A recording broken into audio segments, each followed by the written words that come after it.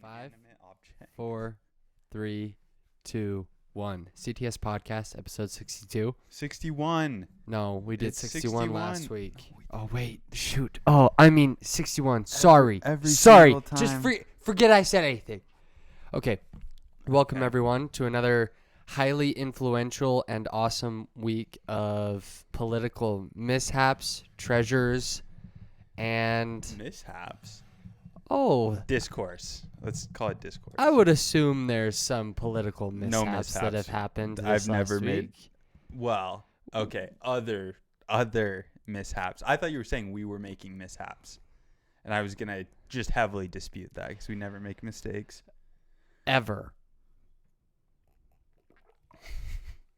The slow look to camera. Okay. Okay, so the former Prime Minister of Japan murdered. Assassinated. Dun, dun, dun. I Shot swear, in the back with a shotgun. I don't know.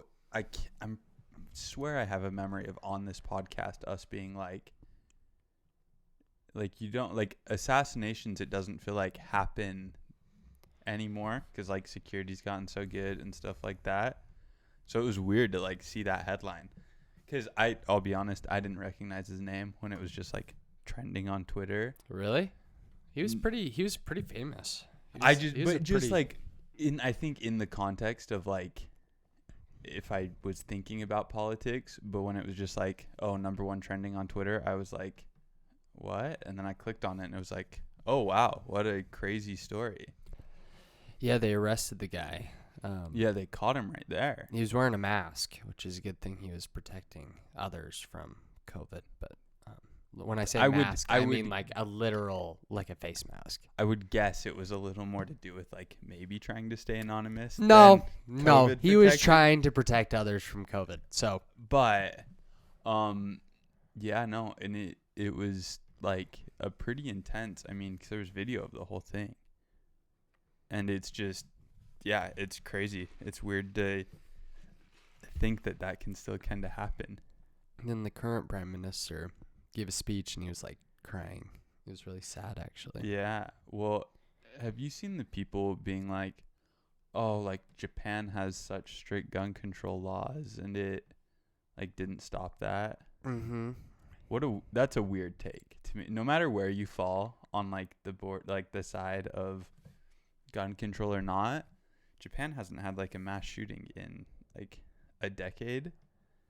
And this dude, there's pictures of the like kind of weapon he used, and it's like this like jerry-rigged, like duct taped together, like homemade thing that he used that I don't think typically falls under kind of gun control laws if someone's going to jerry-rig a homemade weapon. But yeah, no, very sad. It seemed like, I mean, he worked for a long time. Like he was a very influential figure in politics for a long time. Yeah, and I think he was pretty popular, at least when he left. But yeah, they have the guy arrested now. So Japan's got some crazy stats when it comes to criminal stuff. It's like It's 99% conviction it's rates. something crazy like They that. never don't convict. Which is kind of, what are your thoughts on that? That's probably not a good I don't know. I don't think that's a good thing. I don't know. I'd have to look into it more because I just have like no idea. But did you see NPR tweeted out like authoritarian like right wing Japanese leader dies after Divisive just right wing ultra like something like that it's like really right now like we're kind of politicized. Like that seems weird to me. Well, and they wouldn't do the same for Bush, which is weird. It's like Bush was an ultra conservative.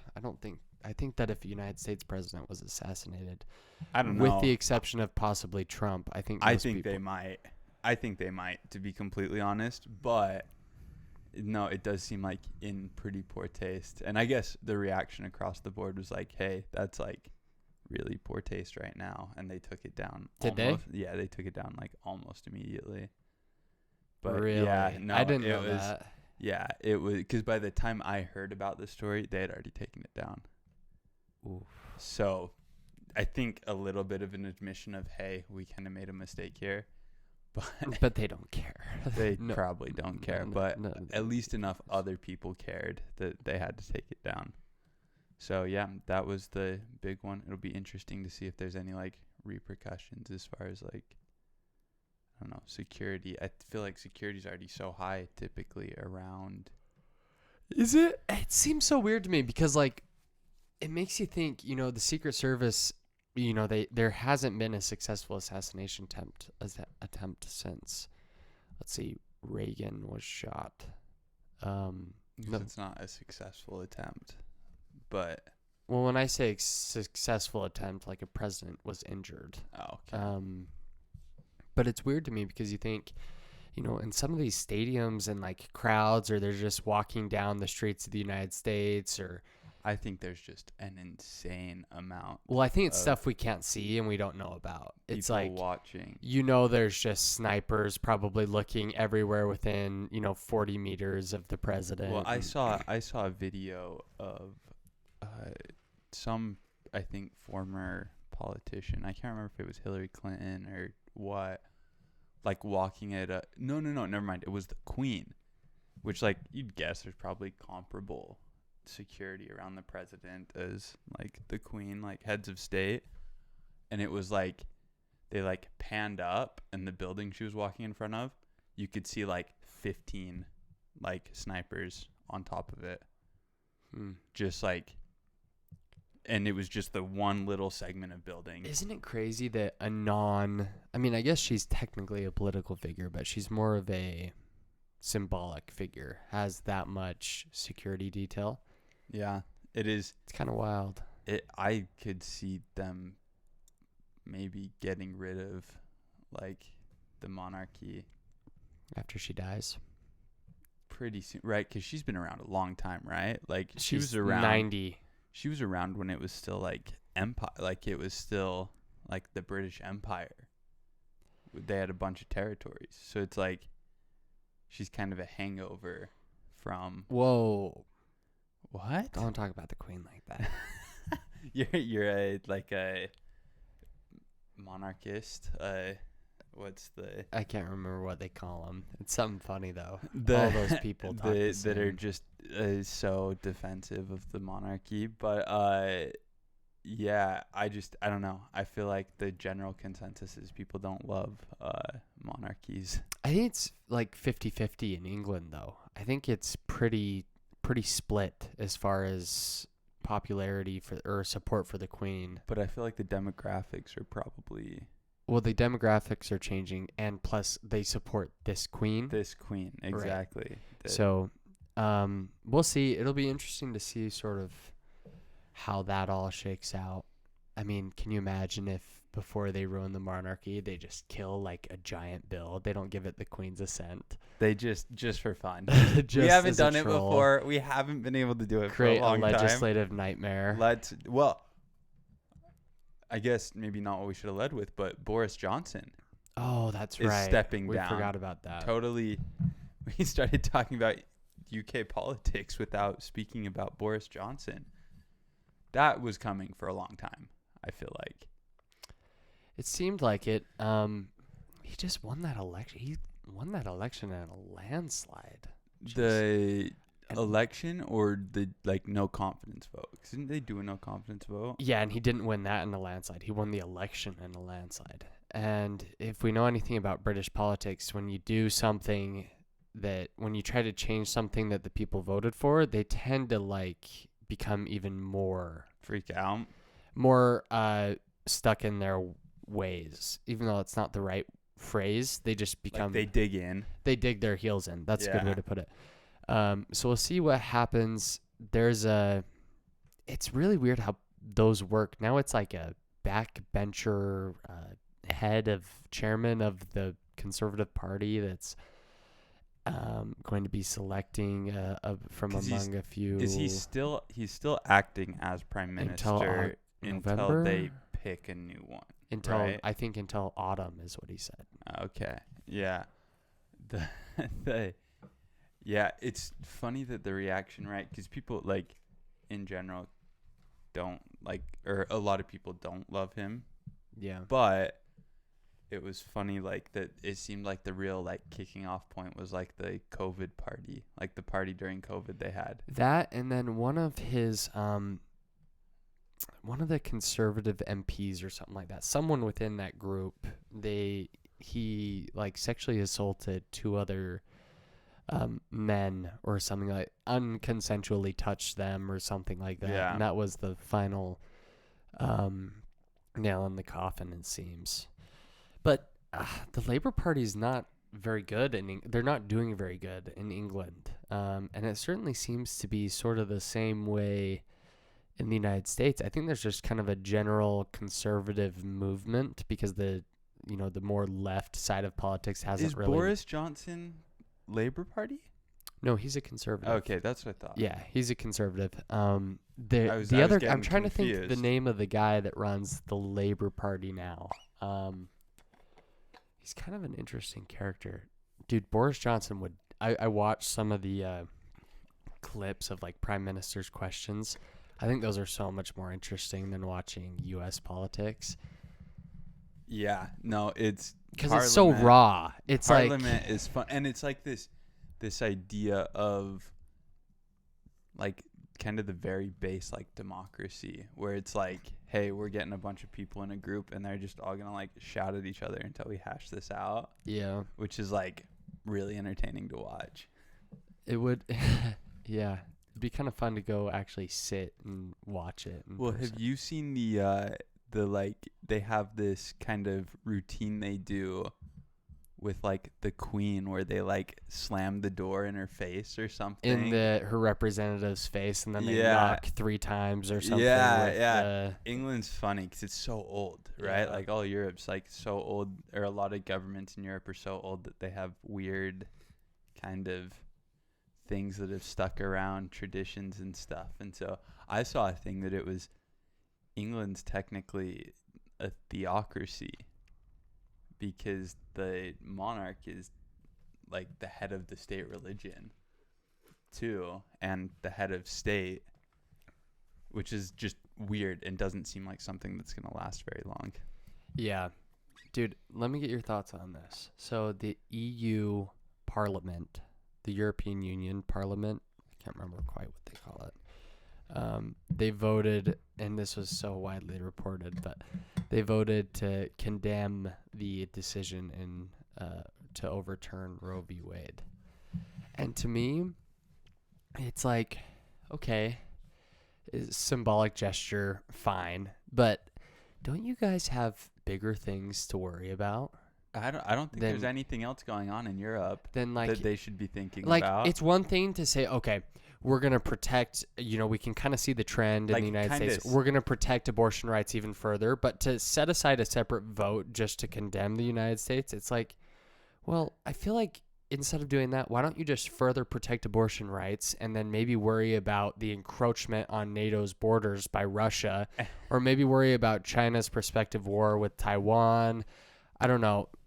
Those types of things seem a little bit more pressing to Europe, but and what's the, like, I don't understand the thought of what condemning it, the decision does, because people that support it are gonna go, like, thanks, I guess, and people that don't support it are gonna, it's not like they're gonna get swayed. Oh, dude, Germany's condemning this decision. Crap. Now, like, I'm totally all in. Like, Roe v. Wade should stand. And it's just funny because it's funny seeing, like, all the Europeans adding their opinions on this, because I don't know if you know this, but in Germany, you can get an abortion, but you have to go through, like, extensive counseling, like mandatory counseling to get it. And it wasn't very long ago that they legalized abortion. Well, and there's only, like, I think there's only 2 I mean, people think of, like, Norway, like the Baltic states, as these kind of bastions of, like, ultra liberal, like, socialist, right, politics. I think all but 2 states had like their kind of limits on abortion were, like, later than what like Norway's limit was at like how many weeks or whatever. Well, yeah, and Germany legalized gay marriage after the U.S. I think they did it in 2017. So even though they're all saying, oh, this is We condemn insane, this. it's like, guys, you're not, and especially on other issues, you guys are not much better, dude. Well, or better at all. Yeah. Like the ones, I mean, we're both soccer fans, so we see like the racism one is The racism just one is crazy. rampant in Europe. I mean, Yeah. just the stories you hear in like from places like Italy, like Eastern Europe especially. And then to have people be like kind of on their high horse about like when all the kind of social justice protests were going on here, and it was like, oh, like bad America, like America's bad or whatever. Can you imagine the people acting like they do in soccer games in like an NBA game? The NBA would say no more fans, like period. Or they would just lifetime bans for everyone involved. It would just be immediate repercussions. The team wouldn't be able to bring fans into the stadium. It would be insane. It would be nonstop. Yeah, which is like a good thing, but it's also it's easy to lose perspective on like, hey, the US still has some issues that they need to work out, but in comparison with a lot of other places, we don't tolerate that stuff as much as... Yeah, and on the other side of the sword, I'm not going to defend the NBA by any means because, I mean, for example, you can't even talk about what's China's doing with the Uyghur Muslims. Like, there's two sides to every coin, I guess is what I'm saying, and the fact that they're saying, oh, the United States is becoming this conservative cesspool of anti-rights and freedom, and they're limiting freedoms in the United States. There's like this conservative, there was a Canadian professor that famously wrote an article somewhere, I can't remember, but he basically said European countries need to start preparing for U.S. refugees because the nation is going so far backwards. It's like, okay. Really? Okay, well. Okay, Canada, explain why all of your major cities are within like 20 miles of a U.S. border. Just explain that to me, please. Or explain why the United States has been like the sole defender of democracy across the world for how many years? And like World War I and World War II would have gone differently if the United States hadn't gotten involved. Well, and not even, yeah, it's just very, I don't know. I just think back to like, I don't like kind of hypocritical positions from countries, especially like governments, especially. And it does seem like there's a little bit of that from Europe whenever an issue like this is going on. Yeah, for sure. I was just going to say something. Oh, it was the New Zealand Prime Minister gave a commencement not commencement. What's the speech called at the end of graduation? Like at a graduation, not a commencement. Like, I think just I don't know. Graduation. She gave a speech at, I think, Harvard. Mm-hmm. And I thought to myself, how random that the New Zealand Prime Minister is here. And, she was just talking about all these different liberal positions. And I was just like, okay, I don't know. I guess if I graduate from Harvard, I want like someone sick coming, like some like Secretary of State or like president of like a major country, or I don't know, not to disparage New Zealand or anything, but I do not think of New Zealand as a major political player on the world stage. No, and dude, they've been cozying up to China the past 2 years. Mm-hmm. So let's just get our priorities straight. I guess all I'm saying, and I'm not. Me and you will be the first ones to call out, like when the United States is just dumb, or the war crimes or any of that stuff. We'll be the first ones to call it out. But the fact that other countries are calling us out for having a different political landscape than they do, and not even that different a political landscape than they do. No, we were like the first real democracy republic in the world. I mean, we established, our political system hasn't been overthrown. We're the longest standing democracy in the world. It's like, yeah, it's No, it's funny. I think there's a lot of interesting. Yeah, a Harvard commencement speech, or not commencement, but graduation speech from the Prime Minister of New Zealand is not who I would be looking forward to on that program. Well, and like I think Yale had the Secretary of State, Yeah, Anthony give me Blinken, like Bill Gates or like Taylor Swift gave this speech at like Cornell or something like that. It's like, okay, we get this prime minister of a country with like a population of what, like a very tiny population that is also cozying up to China. That wouldn't really fly with me. I would not be super stoked. We're gonna get in trouble for this podcast. Okay. We love Jacinda Ardern. Just as a disclaimer. But did you see moving on? Did you see the like Elizabeth Warren tweet about like we're gonna force like all U.S. manufacturers to do like USB-C chargers? No. For phones and stuff. Yeah. So she tweeted that out, which is kind of following off of like in the EU they made that decision that they're gonna force like Apple's going to have to start making phones with USB-C chargers. Which is the best, isn't it? USB-C is like the best. That's like the computer chargers and stuff. So they're already kind of moving that way. Yeah, a little bit. They weren't planning on with the phones. Why is that? I think maybe to just be annoying.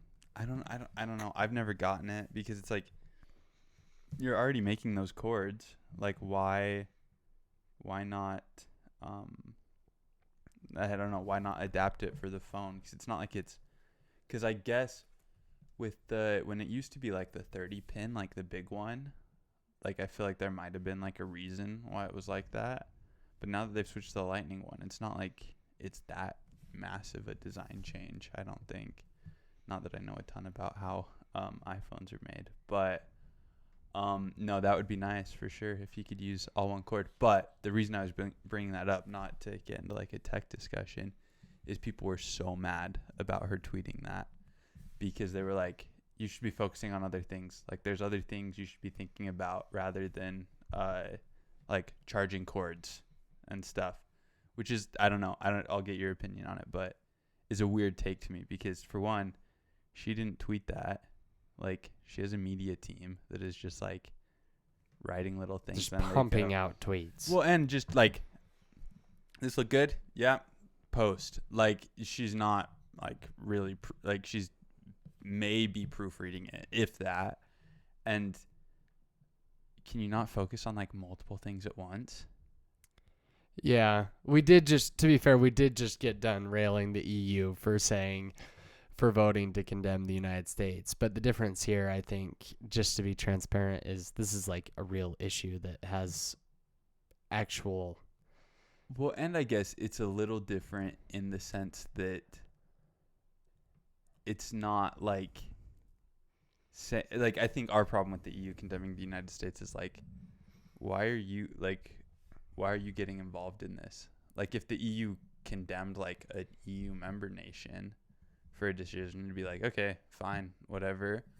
It just seems like the U.S., it's U.S. government and law that a U.S. senator is tweeting about. That feels pretty like by the books what they should be doing to me. You know, I like this Henry a lot more than some of the more reserved Henrys on the other podcasts. It feels like you're really coming out of your shell for this one. I like it.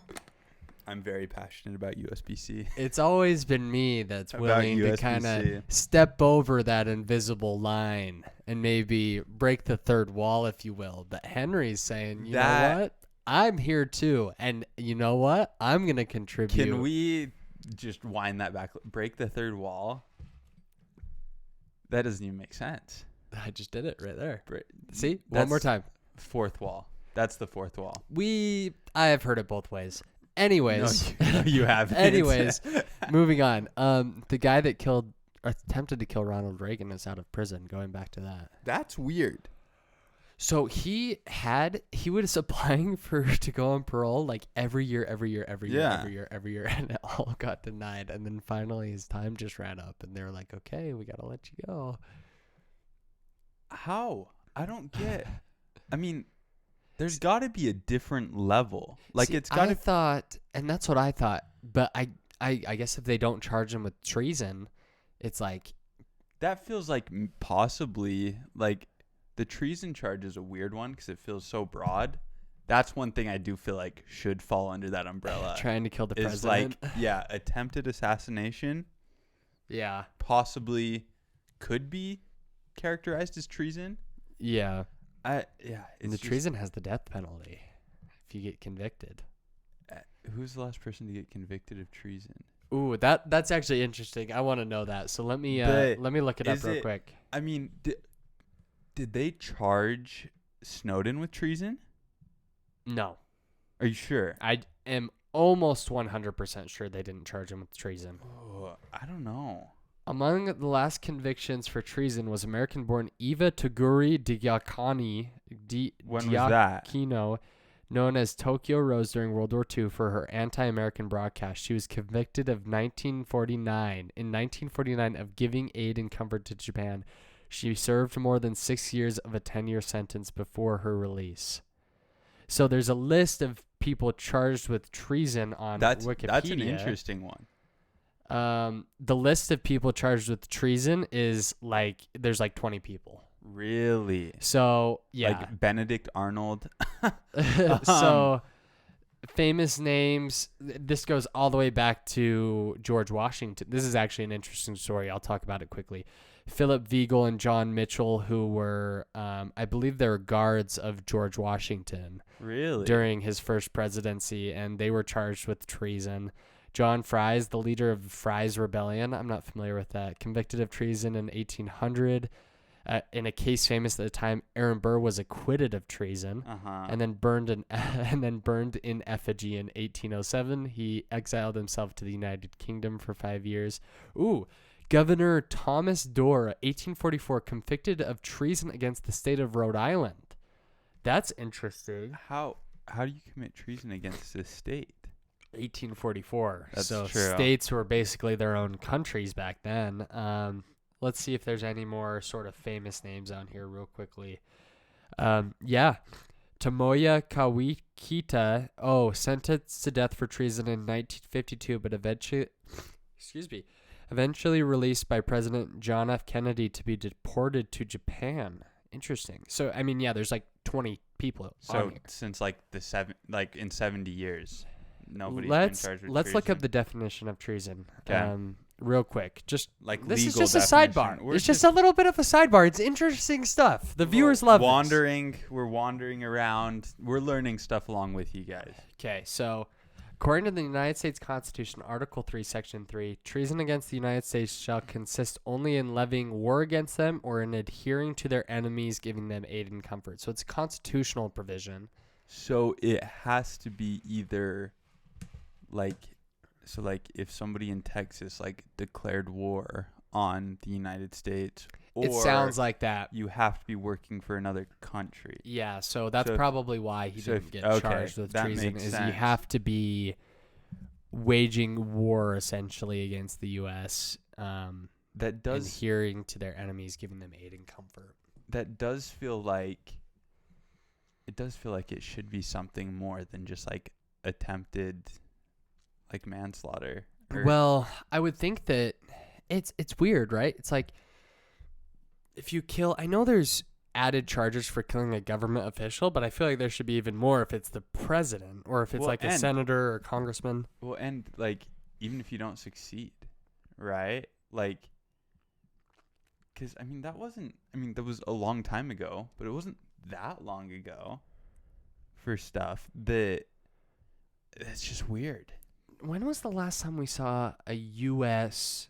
House of Representatives or senator killed? I know there was an incident where a congressman was shot at like a baseball game. Yeah.